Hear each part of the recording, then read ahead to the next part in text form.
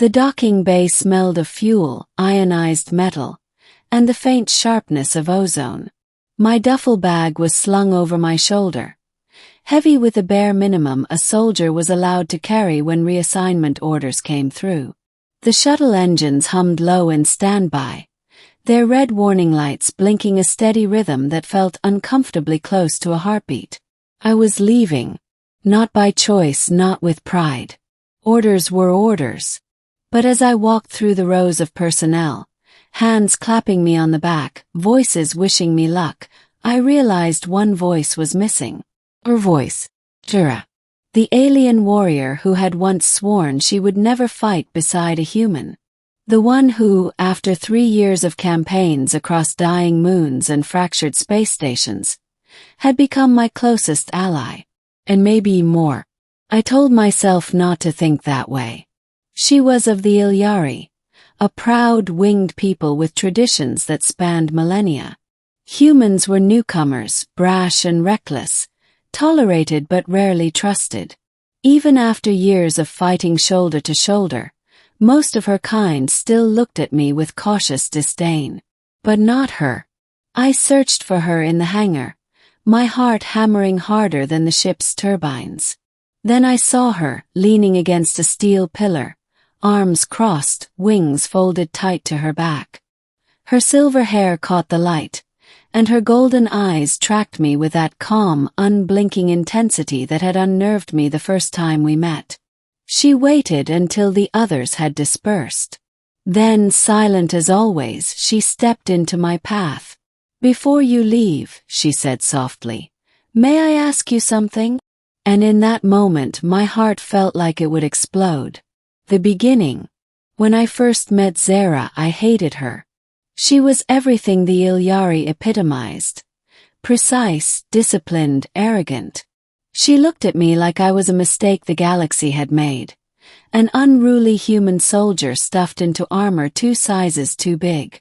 We had been thrown together during the siege of Doran Prime. The brass thought pairing species would foster unity. To me it felt like a punishment.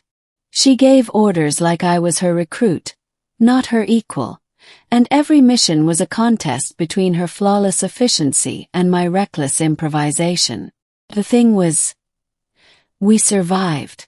I dragged her out of a collapsing reactor once. She saved me from a sniper's plasma bolt another time. By the 3rd close call, we had stopped bickering mid-fight and started anticipating each other. She would dive with her plasma spear, and I'd cover her with rifle fire. I'd breach a door, and she'd be there to cut down whoever tried to flank me. Somewhere between survival and victory, respect had formed. And then trust. One night, on a quiet outpost orbiting a gas giant, she told me about her homeworld. How the skies were filled with bioluminescent birds, how the Ilyari believed every warrior's soul took flight among the stars after death. I told her about Earth's oceans, the taste of salt air, the way sand burned your feet in summer. She laughed at that, her voice like wind through crystal chimes. That was the first time I realized I wanted her laugh to never stop. The middle. War changes people. It reshapes them, grinds them down, then forges what's left into something new. By the time the High Command ordered me back to Earth for reassignment, I wasn't the same man who had first locked horns with Zara. And she wasn't the same woman. She no longer treated me as an interloper. In the heat of battle, she'd glance at me, not to check if I was still alive, but with a flicker of unspoken trust. A silent "I know you've got me." The night before my departure orders, we sat together in the barracks. The others were asleep, the dim blue of the overhead lights casting long shadows. She was sharpening her blade, wings half spread in exhaustion. "You do not want to leave, do you?" she asked suddenly, her voice steady. Shrugged. "Doesn't matter what I want. They need me elsewhere." She studied me, her golden eyes searching deeper than I liked. "Humans. You accept being torn from your pack too easily. Among the Ilyari, A bond forged in war is sacred. We do not abandon it lightly. Her words sank into me like barbed wire. But I couldn't answer. I didn't trust my voice. Now, less than a day later, she was standing in front of me, blocking my way to the shuttle. "Before you leave," she said again, "may I ask you something?" I swallowed hard. "Anything."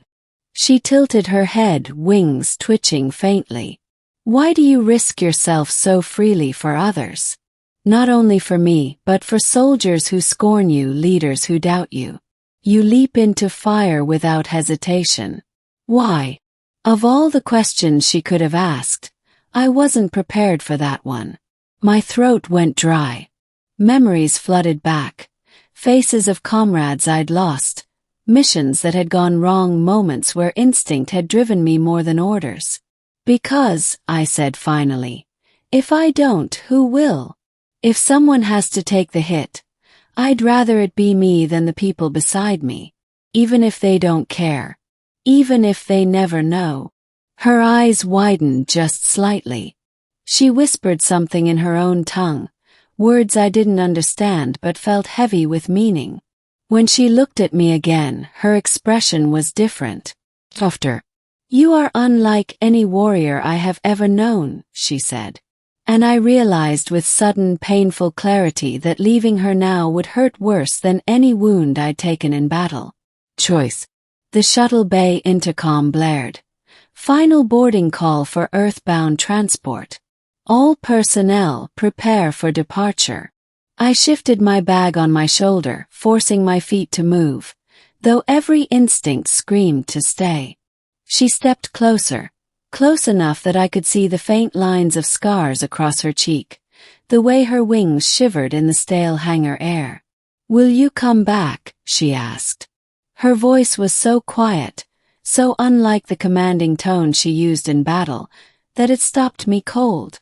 I don't know," I admitted. "Reassignments aren't temporary. Once I'm gone, I might not return to this sector at all." Her eyes glistened. Not with tears. Her kind didn't cry like humans, but with a brightness that betrayed emotion she was trying to contain. "Then before you leave," she whispered, "I must tell you something." She leaned in, so close I felt her breath brush my ear. "In my people's tongue there is a word, Valeran. It means, the one my wings will always shield. You are that to me." My chest tightened. My pulse hammered in my ears. I didn't trust myself to speak, but somehow the words tumbled out. "And you're the one I'd walk through fire for. Every time." For a heartbeat, the hangar and the war and the galaxy itself seemed to vanish. There was only her. Her wings half unfurled, her golden eyes locked to mine, her hand, hesitant at first, rising to brush against my arm. The intercom blared again, breaking the spell. I wanted to stay. God, I wanted to stay. But duty was a chain I couldn't break. I forced myself to step back. "Goodbye, Zara." Her gaze didn't waver. "Not goodbye. Until we meet again, human." The ending. The shuttle lifted off, engines roaring. I watched the hangar shrink away, her figure growing smaller until she was only a silver glint in the vast dark. I thought the ache in my chest would fade as distance grew. Didn't. Days later, aboard the long-haul transport to Earth, I sat staring out the viewport at the endless stars. My hand tightened around a small object in my pocket, a shard of her broken spear she had once given me, saying it was a token of trust.